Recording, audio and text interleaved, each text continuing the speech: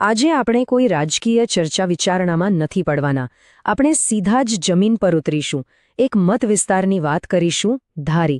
અહીં કોઈ પક્ષ વિપક્ષની વાત નથી.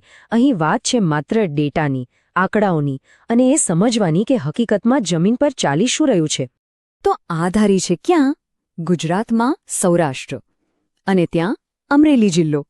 પણ તમે જુઓ, આ માત્ર એક નકશા પરનું નામ નથી. આ તો જાણે આખા કૃષિ પ્રધાન ભારતનું એક નાનું સ્વરૂપ છે. અહીંના લોકોના જે સંઘર્ષો છે, જે સપનાઓ છે, એમાં તમને આખા ગ્રામીણ ભારતનો અવાજ સંભળાશે. આપણે હંમેશા માનીએ છીએ કે ચૂંટણી એટલે રાજકારણ, પણ હવે એ વાત જૂની થઈ ગઈ. હકીકતમાં ચૂંટણી એ ડેટા એન્જિનિયરિંગ છે. હવે તમે કહેશો આવડી શું? આ એક એવી રીત છે જેમાં લોકોની સમસ્યાઓને, તેમની તકલીફોને આંકડાઓમાં ઢાળવામાં આવે છે, જેથી તેનો એકદમ ચોક્કસ અને વ્યવસ્થિત ઉકેલ શોધી શકાય. અને આ બધું શા માટે? આ બધી મથામણનો અંતિમ ધ્યેય એક જ છે: વધુ સારું શાસન. એવું શાસન જે લોકોના જીવનમાં ખરેખર કોઈ સકારાત્મક બદલાવ લાવી શકે. તો આપણી આ સફરમાં આપણે 6 અલગ અલગ તબક્કાઓમાંથી પસાર થઈશું. આપણે ધારીની માટી અને માણસોથી શરૂ કરીશું, પછી 2022ના પરિણામોનું ઊંડાણપૂર્વક વિશ્લેષણ કરીશું. જૂની 7 ચૂંટણીઓનો ઇતિહાસ પણ જોઈશું, પડકારો શું છે એ સમજીશું, અને એક 90 દિવસના ગવર્નન્સ બ્લુપ્રિન્ટ પર પણ નજર નાખીશું. અને અંતે એ જોઈશું કે જનતાના મતને વિકાસમાં કેવી રીતે ફેરવી શકાય. તો ચાલો શરૂ કરીએ. સેક્શન 1, ધારી, ત્યાંની જમીન અને ત્યાંના લોકો. કારણ કે કોઈપણ વ્યૂહરચનાની શરૂઆત જમીની હકીકતને સમજવાથી જ થવી જોઈએ. એના વગર બધું જ અધૂરું છે. તો ધારીનું ચિત્ર કેવું છે? અહીંનું અર્થતંત્ર સંપૂર્ણપણે ખેતી પર નિર્ભર છે, મુખ્યત્વે કપાસ અને મગફળી. મોટાભાગની વસ્તી ગ્રામીણ છે, જેમાં પાટીદાર અને કોળી સમાજનો સારો એવો પ્રભાવ છે. પણ મુખ્ય મુદ્દાઓ ક્યાં છે જે લોકોને સતાવી રહ્યા છે? પાણીની અછત, દુષ્કાળનો ડર, ખેડૂતોને પાકના પોષણક્ષમ ભાવ નથી મળતા, યુવાનો માટે બેરોજગારી એક મોટો પ્રશ્ન છે, અને હા, રસ્તા અને રેલવે કનેક્ટિવિટીની હાલત પણ ખાસ સારી નથી. અને આ જુઓ, આ કોઈ નેતાનું ભાષણ નથી, આ લોકોના દિલનો અવાજ છે.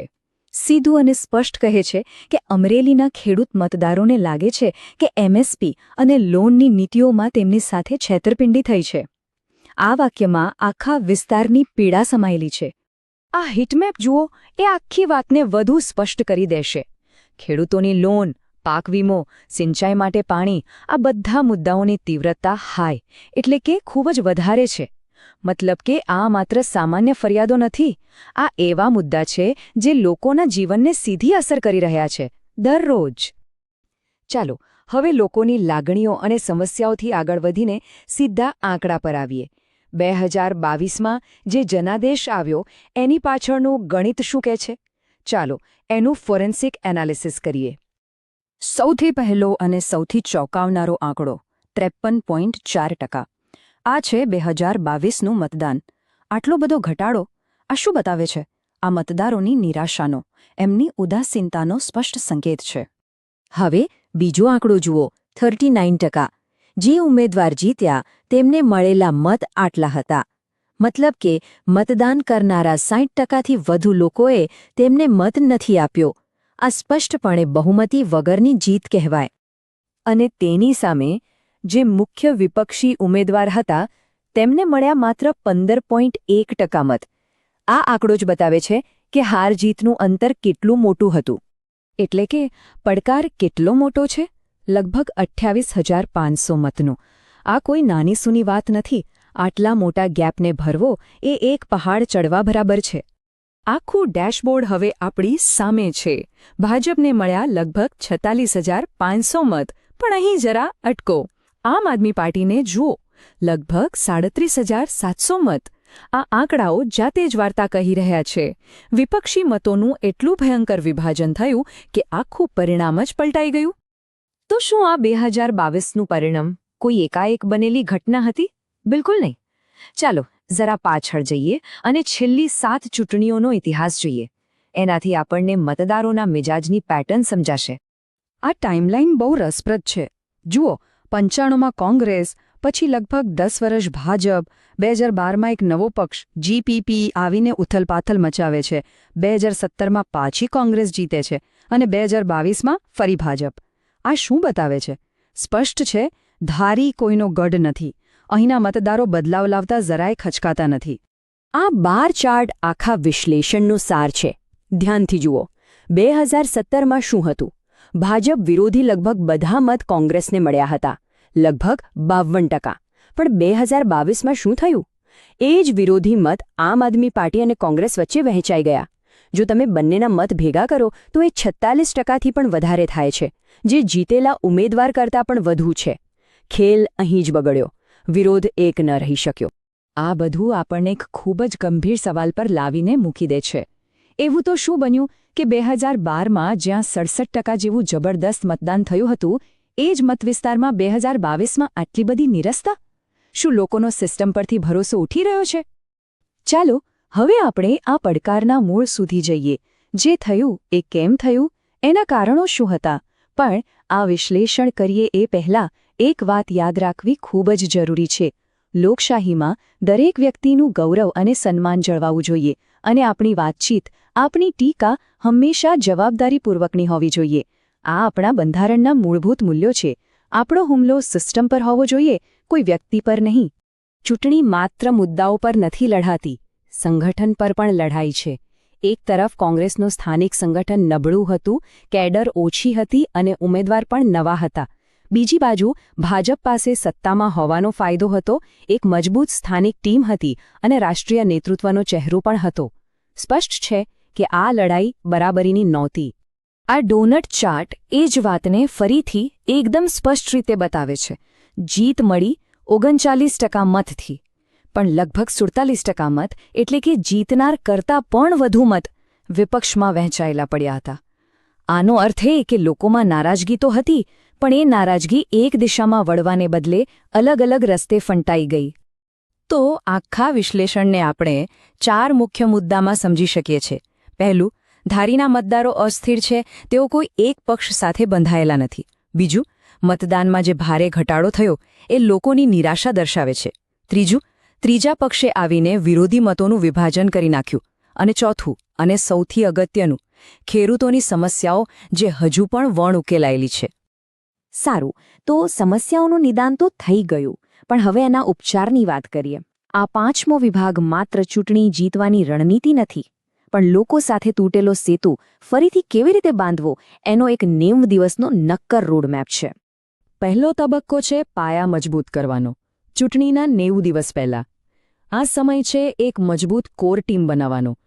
લોકો પાસે જઈને સર્વે કરવાનો કે ભાઈ તમને શું જોઈએ છે. ગામડે ગામડે આપણા કાર્યકરોને ફરીથી જગાડવાનો. અને હા, બહારથી લાદેલો નહીં, પણ એકદમ સ્થાનિક મુદ્દાઓ પર આધારિત ચૂંટણી ઢંઢેરો તૈયાર કરવાનો. બીજો તબક્કો એટલે કે ચૂંટણીના 60 દિવસ પહેલા હવે લોકો સાથે સીધા જોડાવાનો સમય છે. પેલો ઢંઢેરો લઈને લોકો સુધી પહોંચો, ઘરે ઘરે જાઓ, એમની વાત સાંભળો. ગામડાઓમાં લિસનિંગ ટૂર કરો, જ્યાં તમે બોલો ઓછું અને સાંભળો વધારે, અને વોટ્સએપ જેવા ડિજિટલ માધ્યમોથી પણ સતત સંપર્કમાં રહો. ત્રીજો તબક્કો, જ્યારે પ્રચાર એની ટોચ પર હોય, ચૂંટણીના 30 દિવસ પહેલાં હવે મોટી મોટી જાહેર સભાઓનો સમય છે. સ્થાનિક મીડિયામાં ટાર્ગેટેડ જાહેરાતો આપવાનો અને સાથે સાથે નાના નાના સર્વે કરીને એ જોતા રહેવાનું કે આપણો સંદેશ લોકો સુધી બરાબર પહોંચી રહ્યો છે કે નહીં. અને સૌથી અગત્યનું, બૂથ લેવલની કમિટીઓને એકદમ મજબૂત બનાવવાની. અને હવે અંતિમ અને સૌથી નિર્ણાયક તબક્કો, છેલ્લા 7 દિવસ. આ સમય ભાષણબાજીનો નથી, આ સમય છે માત્ર અને માત્ર એક્ઝિક્યુશનનો. દરેક મતદાર સુધી વોટર સ્લિપ પહોંચે એ પાક્કું કરો. સમાજના આગેવાનોને સાથે લો. પોલિંગના દિવસે બધી વ્યવસ્થા જેમ કે ટ્રાન્સપોર્ટ બરાબર છે કે નહીં એ સુનિશ્ચિત કરો. ટૂંકમાં એક મત કિંમતી છે. અને હવે આપણે આખા વિશ્લેષણના સૌથી મહત્વના ભાગ પર આવી પહોંચ્યા છીએ. યાદ રાખજો, ચૂંટણી જીતવી મંઝિલ નથી, એ તો એક નવી સફરની શરૂઆત છે. અને આ સફરમાં જ્યારે આપણે લોકોના ડેટાનો ઉપયોગ કરીએ ત્યારે એક વાત ગાંઠ બાંધી લેવાની છે. લોકોની પ્રાઇવેસી અને તેમની સંમતિ સૌથી ઉપર છે. ભારતનો નવો ડીપીડીપી કાયદો પણ આ જ કહે છે. આ આપણી નૈતિક અને કાયદાકીય બંને જવાબદારી છે. હંમેશા યાદ રાખો, ચૂંટણી એ એક પ્રકારનું ડાયગ્નોસ્ટિક છે, એક ટેસ્ટ છે. એ સમાજની કઈ નસ દુખે છે, કઈ સમસ્યાઓ છે, એ સમજવા માટેનું એક ખૂબ જ શક્તિશાળી સાધન છે. અને જો ચૂંટણી નિદાન છે તો એનો ઈલાજ, એની દવા એ શાસન છે. પ્રચારમાં જે સમસ્યાઓ સમજી, જે વચનો આપ્યા, તેને શાસનમાં આવ્યા પછી પૂરા કરવા એ જ સાચો ઉપચાર છે. તો એક સારા શાસનનું રિટર્ન ઓન ઇન્વેસ્ટમેન્ટ એટલે કે વળતર શું હોય? એ છે ખેડૂતોની સમસ્યાઓનો પાક્કો ઉકેલ. એવા રસ્તા અને સિંચાઈ પ્રોજેક્ટ્સ જે ખરેખર જમીન પર દેખાય, યુવાનોને રોજગારી મળે એવા રસ્તા બનાવવા, અને એક એવી પારદર્શક સિસ્ટમ ઊભી કરવી જ્યાં સામાન્ય માણસની ફરિયાદ પણ સાંભળવામાં આવે. મતદારોએ જે વિશ્વાસ મૂક્યો એનું આ જ સાચું વળતર છે. અંતમાં હું તમને બસ એક સવાલ સાથે છોડીને જાઉં છું. શું ડેટા અને સ્ટ્રેટેજી પર આધારિત કોઈ ચૂંટણી અભિયાન ખરેખર લોકોની સેવા કરનારા શાસનમાં ફેરવાઈ શકે છે? શું જનતાના મતને સાચા અર્થમાં વિકાસમાં પલટી શકાય છે? આનો જવાબ કોઈ આંકડામાં કે ગણિતમાં નથી. આનો જવાબ શાસન કરનારાઓની નિયતમાં છુપાયેલો છે.